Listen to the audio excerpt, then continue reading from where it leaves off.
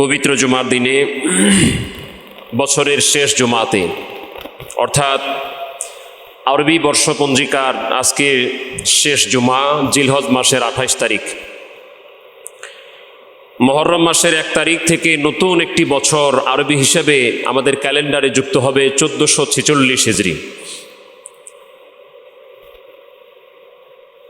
সেই জুমার দিনে আল্লাহ তাআলা এই প্রতিকূল আবহাওয়ার মধ্য দিয়ে আমাদেরকে তার ঘর মসজিদে আসার তৌফিক দান করেছেন। আমরা সে মহান মালিকের দরবারে অসংখ্য অগণিত শুকর আদায় করে পড়ছি আলহামদুলিল্লাহ। আজকে জুমার দিনে বৃষ্টি হচ্ছে, মাঝে মাঝে থামছে, এর ফাঁকে মুসল্লি যারা আছেন তারা আসতেছেন। আবার কিছু মানুষ এই সুযোগ খুঁজবে যে বৃষ্টি হচ্ছে, যাব না। এটা আল্লাহ পাক যাকে যতটুকু হেদায়েত দিবেন সেটা তার কপালে হবে। আমরা আশা করছি আমাদের চেষ্টার ঘাটতি কারো যেন না থাকে, যে আমি যাব, এই চেষ্টা সবার যেন থাকে। সবাইকে আল্লাহ পাক তার ঘরে আসার তৌফিক দান করুন। ইমাম গাজ্জালির একটি কিতাব পড়ছিলাম সকালে, সেখানে তিনি একটি চমৎকার হাদিস উল্লেখ করছেন। একটি মানুষ যখন পবিত্রতা অর্জন করে মসজিদের দিকে যায়, আল্লাহর ঘরের দিকে যায়, তখন এই লোকটির অবস্থা হয়ে যায়, সেই লোকটি আল্লাহর বাড়ির মেহমান হয়ে যান। এবং যেহেতু আল্লাহর ঘরের মেহমান, আল্লাহর বাড়ির মেহমান, অতএব মেজবানকে মানে বাড়ির মালিক যে, তার উপর কর্তব্য হয়ে যায় মেহমানকে সমাদর করা, মেহমানকে আপ্যায়ন করা, মেহমানকে খুশি করা। সেটা বাড়ির মালিকের অধিকার হয়ে যায়। যেটা এই জিনিসটা যে আল্লাহ শিক্ষা দিলেন, তার ঘরের মেহমানদেরকে আল্লাহ পাক সমাদর করবেন না, এমনটি হতে পারে না। তার ঘরের মেহমান হওয়া, তার ঘরে অবস্থান করা, এটা সৌভাগ্যের ব্যাপার। সেখানে আমি আরো লক্ষ্য করলাম, যেখানে মানুষগুলি আল্লাহকে সেজদা দেয়, আল্লাহকে ডাকে, আল্লাহর গুণগান করে, নামাজ আদায় করে, একটা মানুষ যদি দুনিয়ার থেকে বিদায় হয়ে যায়, চলে যায়, কবরে চলে যায়, এই লোকের জন্য যদি কাঁদার কেউ না থাকে, দুনিয়ার মানুষ কাঁদে, আমরা হাউমাউ করে কাঁদাটাকে ইসলাম অপছন্দ করে।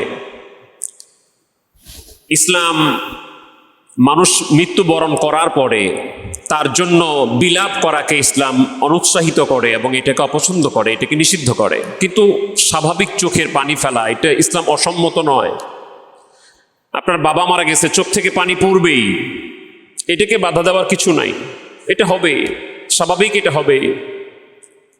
রাসূল করিম সাল্লাল্লাহু আলাইহি ওয়া আলা আলিহি ওয়াসাল্লামের সন্তান হযরত ইব্রাহিম রাদিয়াল্লাহু তাআলা যখন ইন্তেকাল করলেন, নবীজিও দু চোখ বেয়ে বেয়ে কেঁদেছেন।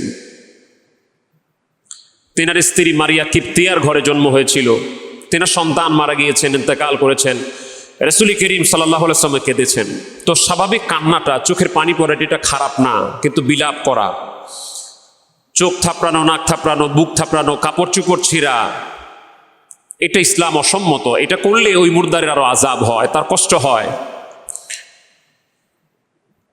কিন্তু আমরা যে হাদিসটি বলছিলাম, সে হাদিসটি হচ্ছে, দুনিয়ার মানুষ যদি তার কান্না করার থাকে তো থাকলোই, কিন্তু যেই লোকটি আল্লাহর ঘরে আসা যাওয়া করে, জমিনে আল্লাহকে সেজদা করে, এই মানুষ যেই জায়গাতে সেজদা করে, ওই জায়গাটা, এই লোক যখন মারা যায় তখন ওই জায়গাটা 40 দিন পর্যন্ত কান্না করতে থাকে এর বিরহে। আরে এই লোকটা আমার উপর সেজদা দিত,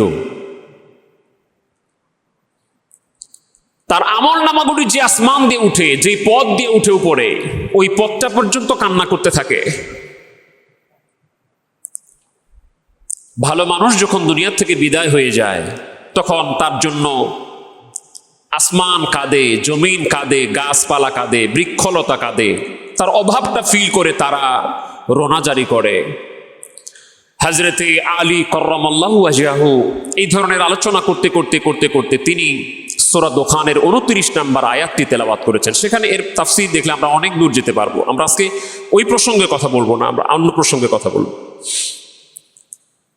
তো বলছিলাম যে মানুষগুলি জমিনে সেজদা দেয়, ওই জমিনটা তার বিরহে কান্না করতে থাকে।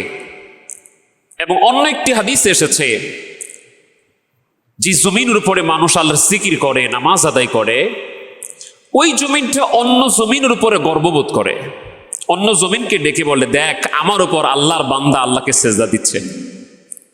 সেই জমিনটা শুকরিয়া আদায় করে। যে পাহাড় দিয়ে আল্লাহওয়ালারা যায়, যেই পথ দিয়ে আল্লাহওয়ালারা যায়, ওই পথ, ওই পাহাড় আল্লাহর দরবারে শুকরিয়া আদায় করে এবং অন্যদিকে বলে, দেখ আমার উপর দিয়ে আল্লাহর একজন মাকবুল বান্দা যাচ্ছে। এজন্যই তো তারা যখন দুনিয়া থেকে বিদায় হয়ে যায় তখন এদের বিরহে ওই পথ কাঁদে, ওই পথ, এই জায়গা, আসমান জমিন, তাদের সাথে সংশ্লিষ্ট ব্যক্তিরা এবং সংশ্লিষ্ট বস্তু, জীব, এগুলি কাঁদতে থাকে।